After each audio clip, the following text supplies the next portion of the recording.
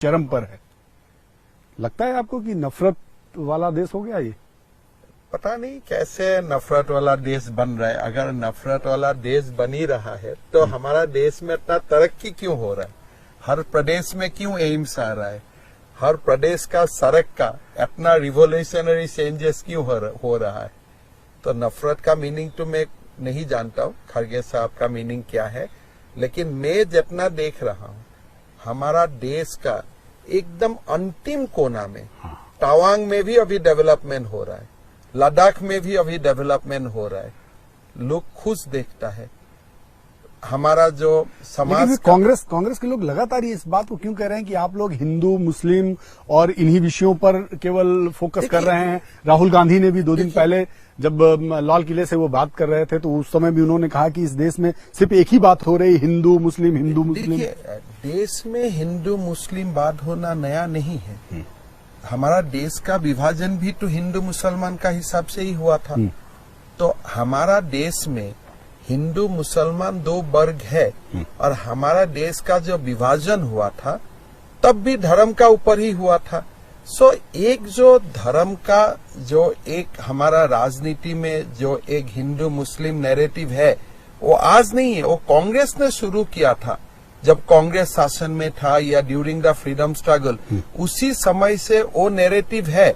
लेकिन ये दुख की बात है कि ये नैरेटिव खत्म नहीं हुआ है। कारण इसका पीछे कोई कारण है।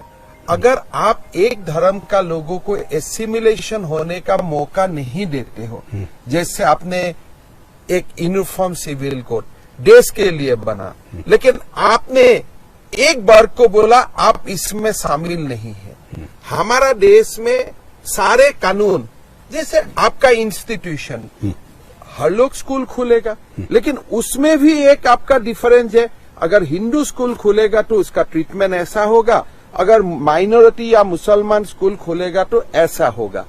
आप अगर हिंदू 1 शादी कर सकता है, मुसलमान होगा तो 3 शादी कर सकता है। सो ये जो हिंदू मुसलमान, मैं मेरा बीबी को तलाक नहीं दे सकता हूँ, लेकिन मुसलमान समाज का लोग अपना बीबी को एक व्हाट्सएप से ही तलाक दे सकता है। सो जो ये हिंदू मुस्लिम का नैरेटिव हुआ, ये नैरेटिव कांग्रेस ने बनाया। इसलिए कांग्रेस को ये मालूम था कि एक एपीजमेंट का राजनीति से ही हमको देश चलाना है, एक मुसलमान समाज को एक वोट बैंक का तरफ यूज करना है। इसीलिए आज ये हिंदू मुस्लिम जो नैरेटिव है वो समाज में रह गया। अभी मोदी जी ने नया मुहिम शुरू किया कि सबका साथ सबका विकास। मेरा लगता है कि अगले 10 साल में ये हिंदू मुस्लिम नैरेटिव खत्म हो जाएगा। एक बार यूसीसी खत्म हो जाएगा, एक बार ये तलाक वाला मसला खत्म हो जाएगा। All institution will get special treatment, constitutional treatment. ये सब जब हो जाएगा, धीरे धीरे हिंदू मुस्लिम वाला मसला देश का राजनीति से खत्म हो जाएगा। आज सुबह से आपका ट्वीट बड़ा चर्चा में है। कल रात में आपने एक ट्वीट किया, इमरान प्रतापगढ़ी का एक वीडियो ट्वीट किया। क्या जरूरत थी सर? ये तो बहुत पुराना वीडियो है। नया पुराना बात कैसा है? आप देखिए वो ट्वीट में क्या बोल रहा है कि ईमान वाला कौन है? आप अंदाजा लगा सकता है। बोले कि आप 4 से को मार के मरना। अरे भाई, आप एक सांसद है, उत्तर प्रदेश से लाके आपको महाराष्ट्र में सांसद बनाया गया। शिवाजी महाराज का जो भूमि है, उस भूमि को आज भारत का संसद में आप प्रतिनिधित्व करता है, और आप ये बोलेगा कि आप 4 से को मार दो। अगर आप मुझको एड्रेस कर रहे हैं, उन्होंने कहा कि जब भेड़िया कोई आए तो मतलब तो क्या है? भेड़िया कोई आए तो आप थाना को इन्फॉर्म करेगा। अगर कोई भेड़िया किसको कह रहे थे पता नहीं है। ईमान वाला अगर किसी को बोल रहा है, भेड़िया किसको बोल रहा है तो आपको समझ में आ रहा है। मैं इसको बहुत ज्यादा आपका सामने नहीं बोल सकता हूं, लेकिन ईमान वाला अगर आप किसी को बोल रहे हैं, अगर भेड़िया किसी को बोल रहा है, तो आपका पहला प्रश्न जो आपने मुझको पूछा था, उसका जवाब वही है। मतलब कांग्रेस अभी भी देश को 2 भाग में देखता है। लेकिन सर, इमरान प्रतापगढ़ी तो कवि हैं, वो कविता पढ़ रहे थे, उनका कोई कवि है मतलब लाइसेंस है लोगों को 4 से मार देने के, बोलने के? उनको लाइसेंस मिल गया है कि इसलिए वो कवि है। कैसा कवि है यार? कभी तो हमने बहुत देखा हूँ, रविंद्रनाथ टैगोर को देखा हूँ, कभी उसने बोला है सारसे को मार गिराओ। नहीं, लेकिन ये हेट स्पीच तो लगता नहीं है, ये तो कविता है, कविता उन्होंने पढ़ ली। मतलब ये कविता है आपका हिसाब से? जो रविंद्रनाथ टैगोर लिखा था वो क्या होगा तब? तब तो वो कोई अलग नाम आपको देना पड़ेगा। अगर ये जहर फैलाने वाला बात को आप कविता बोलता है तो कविता का परिभाषा ही खत्म हो जाएगा। कविता तो मानवता का बात बोलता है, कविता तो प्रेम का बात बोलता है, कविता तो नेचर वर्शिप का बात बोलता है। कविता कभी किसी को ईमान वाला, किसी को वेरिया और फिर सार से को मार लो, ये कविता हो गया। और उसी व्यक्ति को आप यूपी से ले जाके शिवाजी महाराज का धरती से आप उनको एमपी बनाएगा। ये आपका नफरत खत्म करने वाला राजनीति है। लेकिन ये खड़गे साहब का राजनीति है कि इधर से ही नफरत खत्म हो जाएगा। लेकिन उनके नेता राहुल गांधी तो कहते हैं हम प्रेम बांट रहे हैं। वही प्रेम बांट रहे हैं ना, सारसे को मार दो और तब आपको संसद बनाया जाएगा और आप बड़ा आराम से आप प्रेम बताएगा ईमान वाला का बीच में। वो प्रेम में तो वेरियो नहीं रहेगा। आपका भाषा में जो आपने लिखा है वो प्रेम में तो हम लोग नहीं रहेगा, वो प्रेम में खाली ईमान वाला ही रहेगा। लेकिन ऐसा क्यों होता है कि चलिए आप कह रहे हैं कि ये, लेकिन ये पुराना वीडियो बता रहे हैं, लेकिन अक्सर कांग्रेस के लोग तो आप पर हमला करते हैं कि आप ही हेट स्पीच। नहीं, ये पता नहीं हेट स्पीच किसको बोलता है, हेट स्पीच किसको बोलता है। अगर आप कोई भाषा में आप बोल दो, अगर हिंदू का अपमान हो जाता है या आप 400 को मारने का बात बोलता है तब ये हेट स्पीच होता है। जब आप बोलते हैं नहीं नहीं भाई मुसलमान महिला को न्याय दो तो वो हेट स्पीच होता है।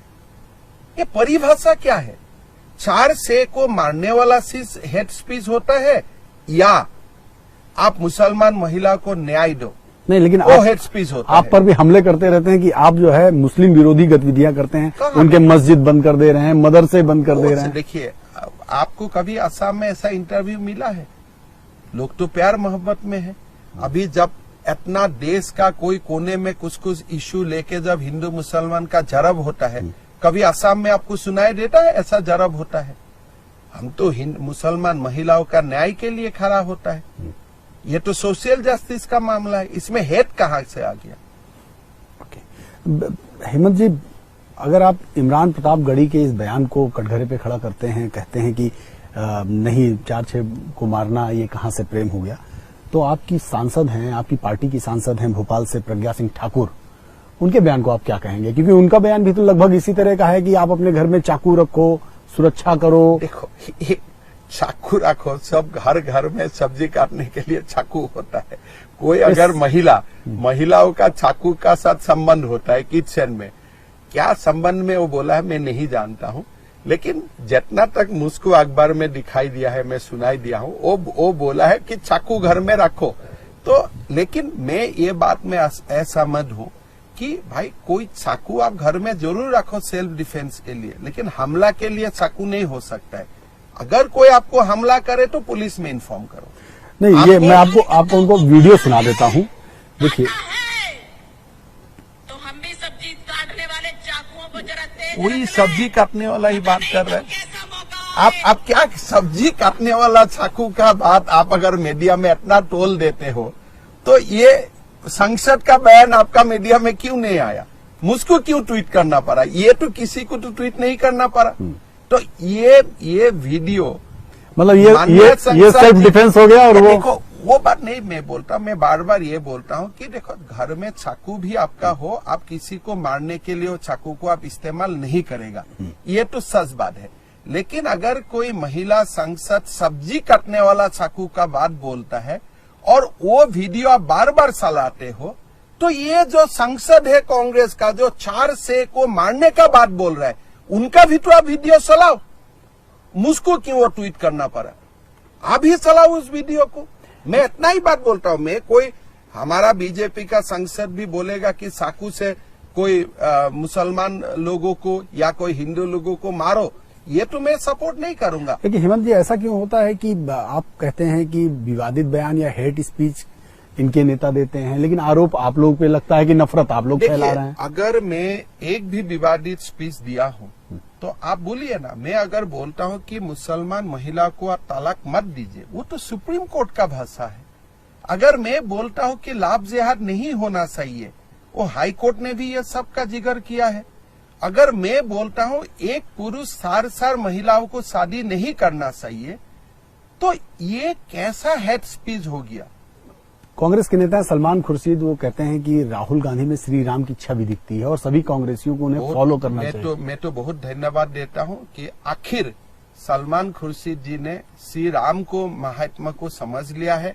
राहुल गांधी श्री राम जी का जैसा देखता है ये शायद उनको बोलना नहीं चाहिए, लेकिन अयोध्या में जाके राम मंदिर में उसको राम को श्रद्धा देना चाहिए, इतना तो मैं जरूर बोलूंगा। दर्शन करना चाहिए, दर्शन करना चाहिए, राम को पूजा करना चाहिए। जब वो बोल ही लिया कि मर्यादा पुरुषोत्तम श्री राम जी का कैसा एक स्वरूप देश में है, वो भगवान है, तो कम से कम आप उनका नाम मुंह से ले लिया है तो एक स्टेप ये गुड है, ये एक स्टेप एडवांसमेंट तो आप किया है। अभी आप उसको राहुल गांधी का साथ लिंक मत कीजिए। आपका आत्मा को शांति मिलने के लिए बहुत दिन आप संसद में नहीं है, शायद मन में दुख है, तो आपका मन को शांति मिलने के लिए आप अयोध्या में जाइए, श्री राम जन्मभूमि में अपना श्रद्धा निवेदन करिए, आपको शांति मिलेगा। लेकिन सर दिक्कत क्या है, आप लोग जब जैसे ही उनका बयान आया आपकी पार्टी के तमाम लोग हमलावर हो गए। क्या अगर कोई आदमी बोलता है कि राहुल गांधी भगवान श्री राम है तो उसमें हमला नहीं होगा? आप भी क्या बोलते हैं? अगर कोई असम का मान लो मेरा ही कोई अनुगामी है, मुझको बोल देता हिमंत विश्व शर्मा भगवान श्री राम है, तो मैं उनको 2 थप्पड़ नहीं लगाऊंगा कि क्या बात बोल रहे बेटा, कहाँ राम और कहाँ मैं हूं। तो ये मतलब आप नोटंकी करो, इतना तक मत नोटंकी करो। लेकिन हाँ एक बात है, सलमान खुर्शीद जी ने ये मान लिया कि राम भगवान श्री राम है, राम को आप जाके दर्शन कीजिए। सलमान खुर्शीद जी ने बार बार जो श्री राम का बात बोल रहा है, यही तो हम राम राज्य का कल्पना करता हूं कि भाई कांग्रेस का भी हर लोग श्री राम का नाम ले। तो अभी सलमान खुर्शीद जी ने श्री राम का नाम लेते हुए भारत परिवर्तन हुआ है उसको प्रूव कर दिया है। जैसे अटल बिहारी वाजपेयी जी जब जिंदा था, जब उन्होंने देश के लिए सेवा किया था, उस समय आप वाजपेयी जी को कभी प्रशंसा नहीं किया। ठीक है, अभी आपका वाजपेयी जी का याद आ रहा है, अभी राम जी का याद आ रहा है, मतलब एक नरेंद्र मोदी जी का शासन का एक असर तो सबका ऊपर पड़ा है ना। सलमान खुर्शीद जी जब मंत्री था कभी श्री राम जी का नाम लिया था उन्होंने मुंह में? अभी नहीं लिया ना, अभी लिया है। मतलब एक मोदी इफेक्ट सबका ऊपर अभी पड़ा है कि सब लोग राम का नाम लो। अशशुद्दीन ओवैसी साहब ने कहा है कि ये वर्शिप एक्ट 1991 के खिलाफ है और उसका सर्वे नहीं किया जा सकता है। आप लोग देश को नफरत की आग में डालना चाहते हैं और विश्व हिंदू परिषद भाजपा दोनों एक साथ मिलकर नफरत की आग फैला रहे हैं। एक बात और मेरा उसके आगे का उन्होंने ये भी कहा कि नरेंद्र मोदी इसको रोक पाने में अक्षम साबित हो रहे हैं। मतलब ओवैसी जी ये बोल रहे हैं कि कोर्ट को जाके मोदी जी रखे। मतलब ओवैसी जी ये बोल रहे हैं कि कोर्ट का ऊपर मोदी जी जाके इंटरफेयर करे। अगर कोर्ट बोल रहा है कि मथुरा मंदिर का सर्वे हो, कृष्ण जन्मभूमि का सर्वे हो, तो मोदी जी जाके मना करना चाहिए। वो तो जिंदगी में नहीं होगा ना। क्यों कौन जाके कोर्ट को मना करेगा? कोर्ट का अगर कोई ऑर्डर है, आपका मन में इसका ऊपर दुख है, तो आप अपील करो। लेकिन आप कैसा बात बोल रहे हैं, जाके प्रधानमंत्री जी को दखल देना चाहिए। वो क्या है भारत का गणतंत्र में, डेमोक्रेसी में लेकिन ये प्रोविजन है? लेकिन उनका सीधा आरोप है कि आप लोग नफरत की आग में डाल रहे हैं देश को। हम कैसे हुआ? जैसे 80 और 90 के दशक में जैसे देश आग में जल रहा था। आप बोलिए 80 और 90 का दशक, उनका कहना है, बयान है। देखिए 80 और 90 का दशक में देश का इतना एम्स नहीं हुआ था। 80 और 90 का दशक में इतना नेशनल हाईवे नहीं बना था। आज देश तो विकास का उच्चतम स्तर में चला गया। G20 का अध्यक्षता आप 80 और 90 का समय में आपको नहीं मिला था। कांग्रेस के पूर्व अध्यक्ष है राहुल गांधी, खड़गे जी और दूसरे जो नेता हैं आम आदमी पार्टी के लोग, वो बार बार आपको कह रहे हैं कि चाइना और पाकिस्तान दोनों से आप डर गए हैं। चाइना की सेना हमारे देश में घुस आई है, हमारे सैनिकों को पीट पीट कर मार रही है और आप लोग उनको समझा नहीं पा रहे हैं। आप देखिए, यही बात राहुल गांधी नहीं बोल सकता है कि भारत का सेना सेना को पीट पीट मार मार के भगाया। ये राष्ट्र प्रेम और राष्ट्र दो बातें हैं। अगर मुझको आप पूछे, मैं बोलूंगा कि भारत का सेना ने मार मार के चाइना का आर्मी को भगाया, लेकिन को जो राष्ट्रद्रोही है वो बोलेगा कि चाइना का सेना ने भारत का सेना को मार मार करके भगाया।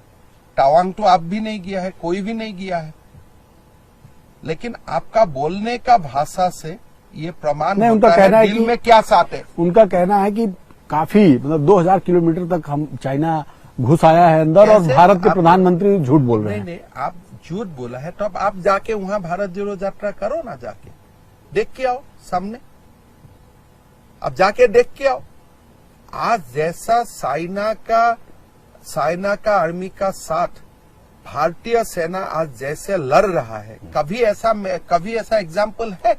1962 में सब लोग को दिखाई देता था, तेजपुर तक आ गया था चाइनीज आर्मी।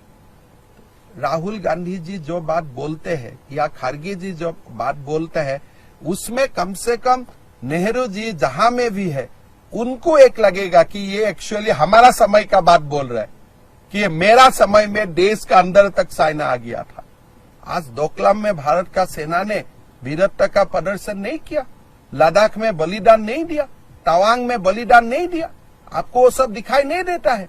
हाँ जरूर, मतलब राजनीतिक विरोध में ये सारी बातें देखिए, राजनीतिक विरोध इतना तक होना चाहिए जहां राजनीति तक सीमित रहे। राजनीति का विरोध सेना तक नहीं पहुंचना चाहिए।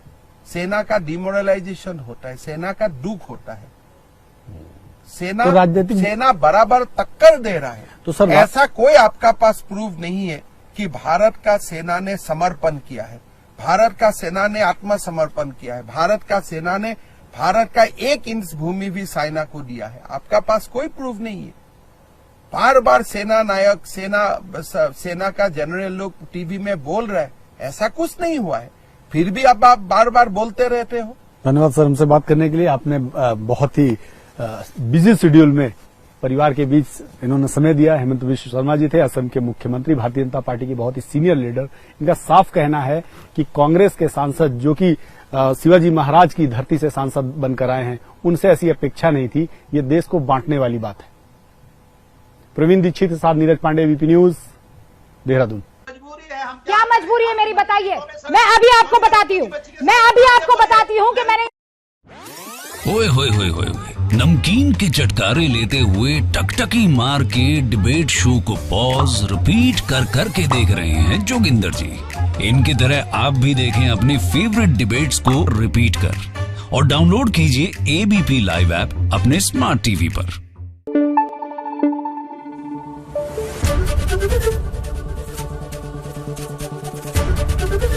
एबीपी न्यूज आपको रखे आगे।